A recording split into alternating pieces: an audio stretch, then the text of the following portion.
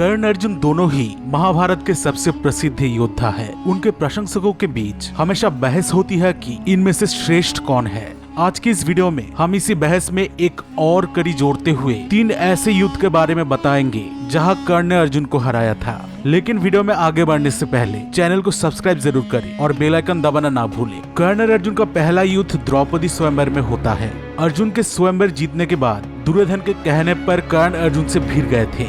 युद्ध की शुरुआत में कर्ण काफी कम शक्ति से युद्ध कर रहे थे, लेकिन जब उन्होंने ब्राह्मण रूपी अर्जुन का पराक्रम देखा तो वो भी अपने पूरी शक्ति से युद्ध करने लगे और काफी कम समय में अर्जुन के अस्त्र को काटते हुए उन्होंने युद्ध में अपनी पकड़ बना ली। कर्ण और अर्जुन के इस युद्ध को देखकर सारे राजा कर्ण के ही गुणगान करने लगे। कर्ण को पहले ही ब्राह्मणों से 2 श्राप मिल गया था। एक श्राप उनके गुरु भगवान परशुराम ने दिया था। अनजाने में एक ब्राह्मण की गाय को मार डालने के लिए उन्हें दूसरा श्राप मिला था। अब द्रौपदी स्वयंवर में अर्जुन एक ब्राह्मण के वेश में थे, इसलिए कर्ण उनको मारकर पाप नहीं करना चाहते थे। इसलिए कर्ण उस युद्ध को बीच में ही छोड़ देते हैं। युद्ध छोड़ने से पहले कर्ण अर्जुन से प्रश्न भी किए थे कि वो सच में ब्राह्मण है कि नहीं। तभी अर्जुन ने जवाब दिया था कि वो एक ब्राह्मण ही है। वो अपने गुरु के आशीर्वाद से अस्त्र विद्या में पारंगत हो चुके थे। अब यह अर्जुन ने कर्ण के भाई से ये बोला, यह अपनी पहचान छुपाने के लिए बोला, ये तो हमें नहीं पता।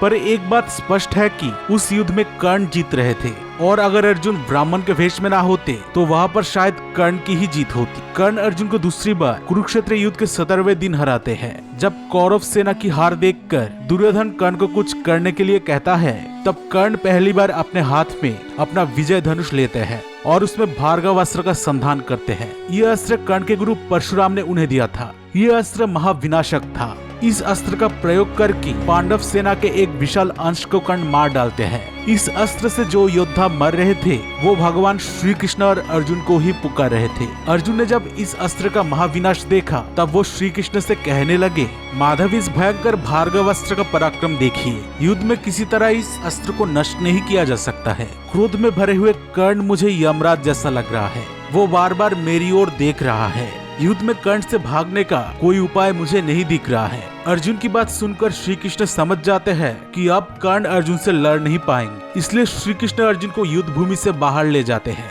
श्री कृष्ण ये सोचकर अर्जुन को युद्ध से बाहर ले जाते हैं कि अर्जुन की लौटते लौटते कर्ण युद्ध करके थक जाएंगे और तब अर्जुन कर्ण से लड़ पाएंगे। आप यहाँ देख सकते हैं कि अर्जुन किस तरह कर्ण से भयभीत हो गए और अपनी मरती हुई सेना को छोड़कर रणभूमि से बाहर चले गए। इसी घटनाक्रम में आगे बढ़ते हुए अर्जुन को कर्ण से अपनी अगली हार उनके अंतिम युद्ध में मिलती है। इस युद्ध के दौरान कर्ण अर्जुन पर अपना सर्पमुख बाण चलाते हैं। अर्जुन को मारने के लिए कर्ण इस बाण को वर्षों से संभाल कर रखे थे और हमेशा इसका पूजा करते थे। कर्ण को यकीन था इस बाण से अर्जुन जरूर मारे जाएंगे। इस बाण को छोड़ते समय कर्ण अर्जुन से कहते हैं, अर्जुन अब तू निश्चय ही मारा जाएगा। कर्ण का सर्पमुख बाण इतना भयंकर था कि इस बाण को देखते ही देवराज इंद्र को लगने लगा था कि अब उनका पुत्र अर्जुन निश्चय ही मारा जाएगा। इस बाण के छूटते ही समस्त आकाश जल उठा। सैकड़ों भयानक उल्काएं गिरने लगी। कर्ण के सर्पमुख बाण का कोई काट अर्जुन के पास नहीं था। जब ये बाण अर्जुन को मार डालने ही वाला था तब भगवान श्री कृष्ण ने एक खेल सा किया। उन्होंने अपने पैर से रथ को दबाया और उसे भूमि में धंसा दिया।